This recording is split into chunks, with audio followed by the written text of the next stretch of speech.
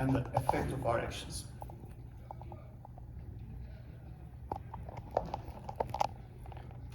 Okay, so how do we model probabilistic causation? So let's start with a simple example. I have two variables. These are defined as follows. X represents the percentage of population who has access to clean water in a specific country. Okay? And Y represents the child mortality numbers in that same country. So if you look at the UN website, you can access to this kind of data. Each row represents a country, and you have these numbers, right? And the data here is made up, but that's besides the point.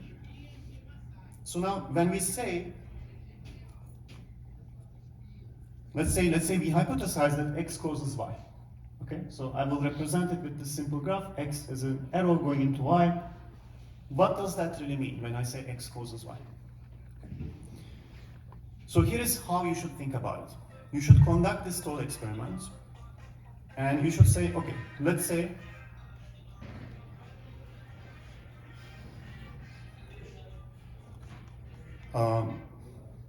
let's say I have a magic wand, okay, and with this magic wand I can do whatever I want in the world, and I'm going to use it to do some good. So what I'll do is I will intervene, meaning I will force X to take the number 100.